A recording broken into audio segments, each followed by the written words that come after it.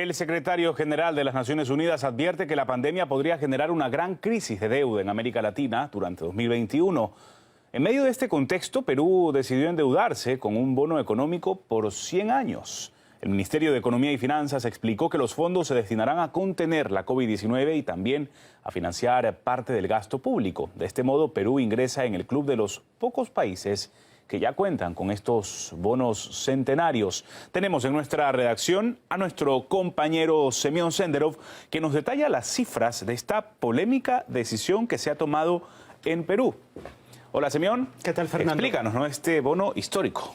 Bueno, Fernando, alguien a quien le gusta planear a largo plazo tendría pues mucha envidia a Perú porque ha tomado esa decisión precisamente de la que estabas hablando de publicar un bono de tanto tiempo. De hecho, estamos hablando de varios bonos que han emitido, por ejemplo, uno de $1.000 millones que vencería precisamente en 2121. O sea, imagínate que lo pagarían varias generaciones, ¿no? Incluso hasta nietos o bisnietos o aún más allá. Pues también hablamos de otro bono que es de $2.000 millones que vence un poquito antes, en el 2060, y otro de $1.000 millones que vence en 2032. Aquí es curioso porque se trata de un monto de $4.000 millones, pero la demanda era mucho mayor. O sea, los inversores estaban dispuestos a ofrecer al país hasta $15.000 millones.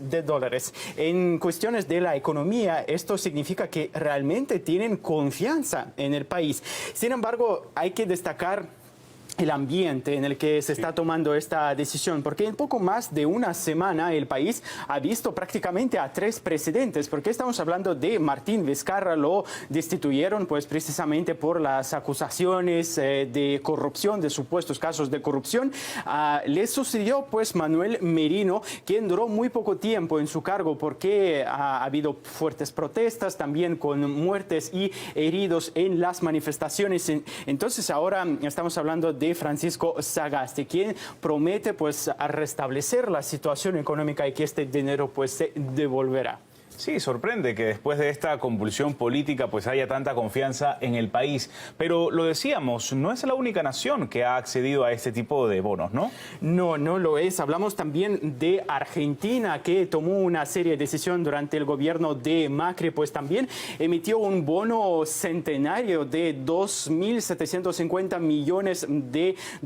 Pues aquí cabe decir que ya en el 2020 Alberto Fernández decidió reestructurar esta deuda, cambiar estos bonos por 2 bonos globales que vencen en 2035 y 2046. Ha habido muchísima crítica al respecto porque la situación en la que se tomaba esa decisión, también con las deudas que tienen, por ejemplo, con el FMI. Entonces, en todo ese contexto, los expertos estaban muy preocupados. Pero hay otro país que realmente pues marcó el tono, ¿no? Marcó la moda de estos bonos centenarios. Estamos hablando de México, que durante los últimos años ha estado depositando más y más bonos. Hablamos de 2010, cuando pues hablaron de un bono de $1.000 millones, 2014, $1.000 millones de libras esterlinas. Se parece que no podían parar porque en 2015 pues emitieron un bono de 1.500 millones de euros.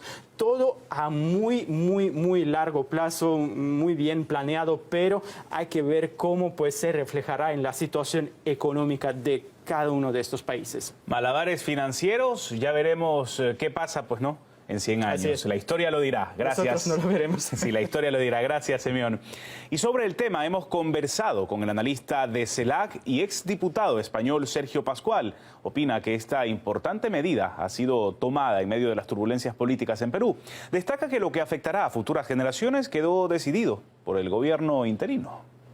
Creo que evidentemente cualquier tipo de deuda que se contraiga y por un periodo tan largo compromete políticamente al país y a las futuras generaciones. Es cierto que las deudas se van, digamos, solapando unas con otras, y una deuda a tan largo plazo pudiera ser a priori bien leída, pero en la práctica lo que estamos hablando es de que un presidente que está ahí por la mera coyuntura y al que le queda muy poco tiempo en el poder, porque las elecciones son en abril, ha comprometido $4.000 millones, nada más y nada menos, para el futuro